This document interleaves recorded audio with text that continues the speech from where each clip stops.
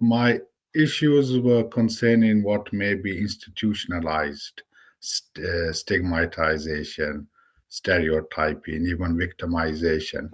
I was told that the police officer would not go next door. Our gate was damaged and so on because the person there had tattoos, and people on council estates were known to be violent. This was a police officer uh, of an ethnic origin, so maybe there was a bit of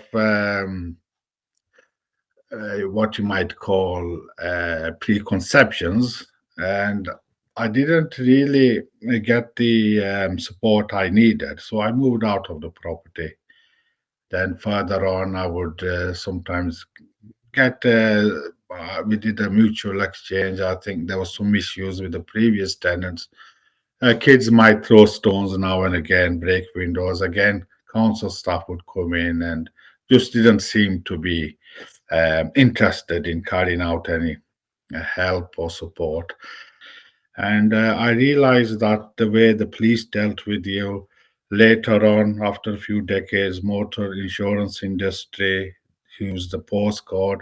If they found out you were residing in a council house or estate, your premiums would rocket.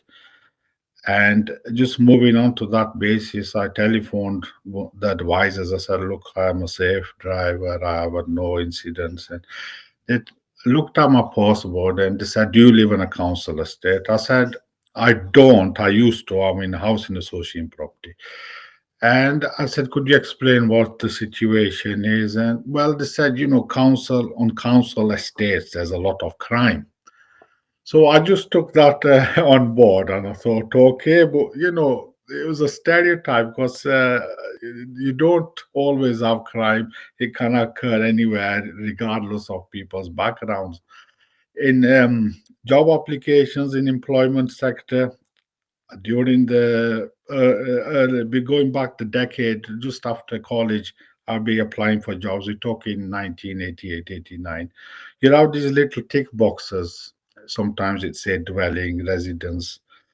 If you're with parents, you take that. If you were on local authority council, you take that box. And so you had all kinds of these sections and categories and classifications, which, unbeknown to me, how that would impact on the outcome of your applications and so on was a kind of a novelty for me. But looking back afterwards, when I carried out some research onto stigmatization and listened to people's feedbacks, I realized all these factors can play a part in how you're dealt with, how you're perceived, sometimes your future ambitions, life goals, career aspirations. Stigmatization can become a self-fulfilling prophecy because when things aren't going for you, you feel the world's against you, but then you internalize that process. It becomes a personalization aspect, and you think, oh, well, I'm a failure. I've either made mistakes or there's some faults inherent within myself. I'm not getting anywhere. But it's inspiring, as I said, to hear that we have Deputy Prime Minister, Minister now, Angela Rayner, who talked to herself as being a former resident. So it's very inspiring to hear that. I'm sure it'll empower a lot of people.